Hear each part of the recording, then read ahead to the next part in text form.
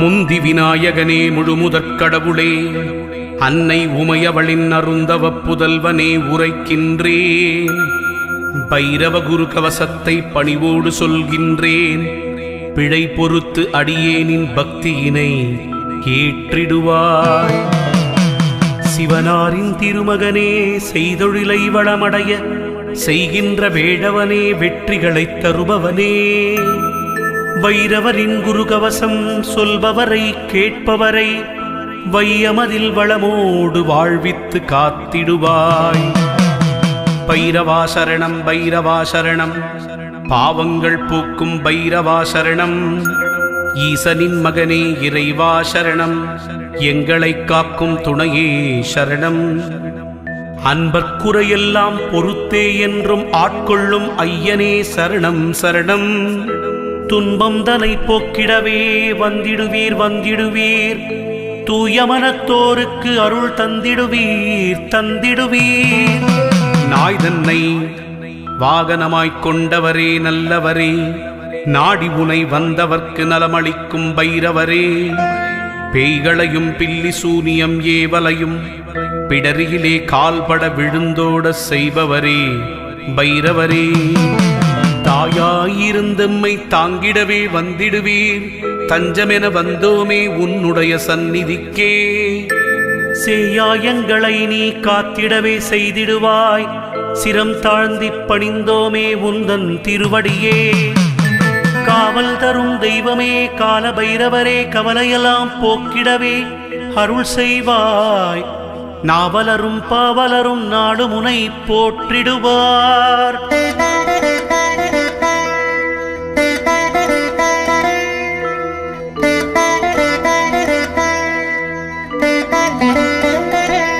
ஐந்து தலை இருந்ததனால் ஆணவமாய் திரிந்திட்ட பிரம்மனுக்கு பாடம் புகட்ட வந்துதித்த வல்லவரே, ஒரு தலையை கொய்திட்டு ஒடுங்கும்படி செய்தவரே, உலகத்தின் நன்மைக்கென ஊழ்வினைகள் தடுப்பவரே, அஷ்டதிக்கிலும் ஆட்சி செலுத்திட வந்தவரே, ஆலயத்தை காக்கின்ற அரும்பணியை செய்பவரே, இஷ்ட தெய்வமாயிருப்பவரே, எங்களை காத்திடுவாய். எதிரிகளை நடுங்க வைக்க எமக்கருள் புரிந்திடுவாய்.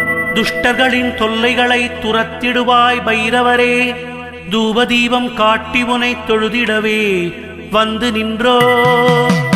இடுகாட்டில் இருப்பவரே, எங்களை நீ காத்திடுவாய். இவ்வுலகத் துயரமெல்லாம் இல்லாமல் போக்கிடுவாய்.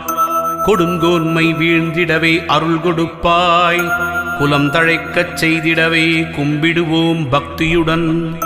தேய்பிறை அஷ்டமியில் தேடி உனை வணங்கிடுவோம்.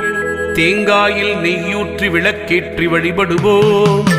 நள்ளிரவு வேளையிலே நாடி வந்தோம் உன்னையப்பா. உன்னையன்று எங்களுக்கு வேறு துணை இல்லையப்பா.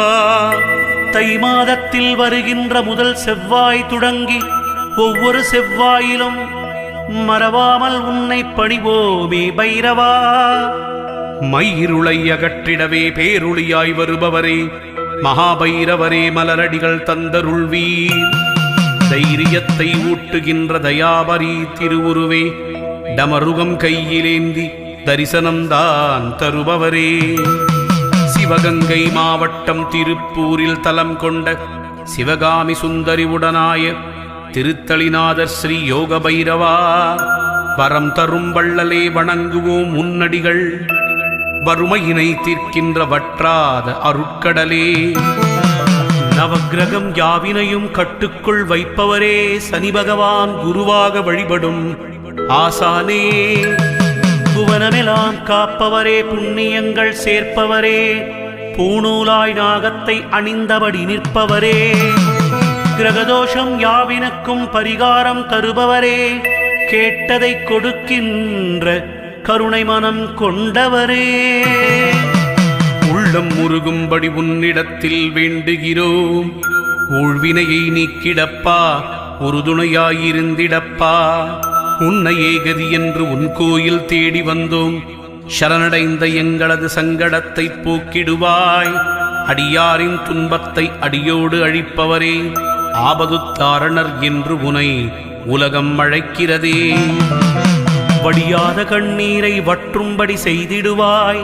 வளமான வாழ்வுக்கு வழிகாட்டும் வல்லவரே, கடைக்கண்ணால் பார்த்து விட்டால் கவலைகள் தீருமையா.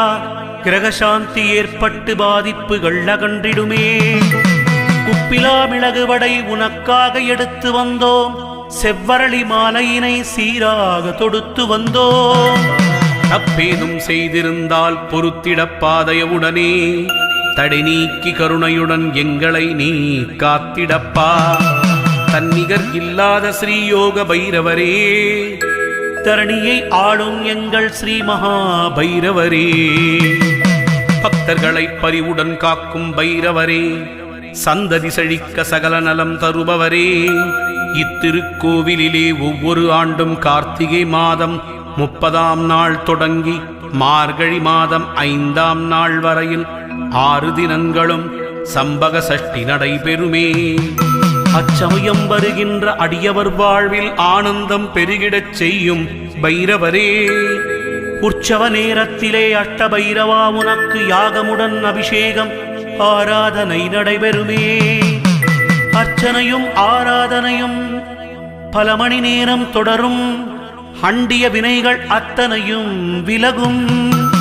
நிச்சயம் எண்ணியது கைகூட நீ அருள்வாய். நிழலாகத் தொடர்ந்து வந்து எம்மை காத்திடுவாய்.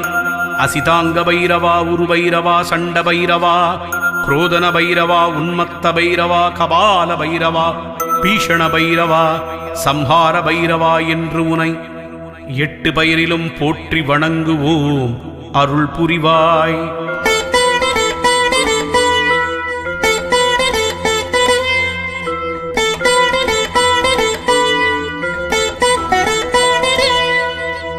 அன்றொரு நாளிலே ஹிரண்யாட்சகன் என்றொரு அசுர குலத்தவன் சிவனை நினைத்து தவமிருந்தான். குழந்தை வரம் வேண்டி கடும் விரதம் புரிந்தானே. குறை தீர்க்கும் ஈசனை உறுதியுடன் நம்பினானே. தாருகாவன அழிவிற்கு பின்னாலே ஈசனவன் ஆழ்ந்ததொரு நிஷ்டையிலே லயித்திருந்தார். அவ்விடத்தே வந்த தேவி உமையவள் விளையாட்டாக ஈசனது கண்களையே மூடினாள். தியானத்தில் இருந்து விடுபட்ட சிவனும் கண் திறந்து பார்க்கையில் எதிரே இரண்யாட்சன் நின்றிருந்தார். பக்தனது கோரிக்கையை ஈசனும் கேட்டு பிள்ளை வரம் தர குழந்தை இருவர் பிறந்ததென்றோ. ஒரு பிள்ளை பிறவியிலேயே பார்வை இழந்து பிறந்த காரணத்தால் அந்தகாசுரன் என்றும் மற்றொரு பிள்ளை சம்பகாசுரன் என்றும் வளர்ந்தாரே. பரமசிவன் சக்தியினால் பிறந்த இருவருமே பராக்கிரமசாலிகளாயிருந்து பாவம் பல செய்தனரே. தேவர்குலம் நடுங்கிட தீமை பல இழைத்தனரே. யோகியரும் முனிவர்களும் வேதனைகள் அடைந்தனரே. உலகம் முழுவதும் இருள் சூழ அசுரர்களின் கொடுமைகளும் எல்லை மீறி அரங்கேறிச் செல்கிறதே. பேருவகை காத்திடவே பெரும் முனிவரெல்லாம் ஒன்று கூடி சிவனிடத்தே வேண்டி நின்றே. உமா மகேஸ்வரன் உயிரினம் காக்க மனம் கனிந்தாரே. தாருகாபுரம் அக்கினி சாந்தமாகி சிவனாரின் நெஞ்சினிலே சிறு குழந்தையாயிருக்க பார்வதி தேவி அவள் தன் குமாரனாய் வளர்த்தாளே. தேவர்களின் துயர் தீர்க்க அக்னி குஞ்சுக்கு ஈசனவள் ஆணையிட அதனால் விஸ்வரூபம் எடுத்தவரே பைரவரே. வாருலகும் பூவுலகும் வாட்டத்தை விட்டொழிக்க வடிவெடுத்து வெகுண்டு எழுந்தவரே பைரவரே.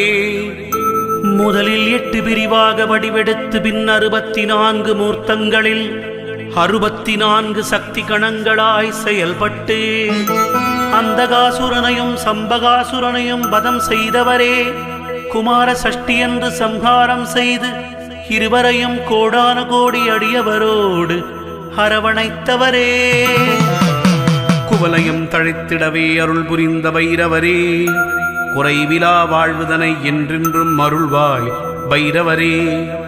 சிவபக்தர்களாம் அசுரரை அழித்த தோஷம் நீங்கிடவே வலது கரத்தினிலே சிவலிங்கம் ஏந்தியபடி இடது கரத்தினை தொடை மேல் வைத்தபடி பூஜையினை செய்பவரே ஸ்ரீயோக பைரவரே. குமார ரூபமாய் வந்து அசுரர்களை அழித்ததனால்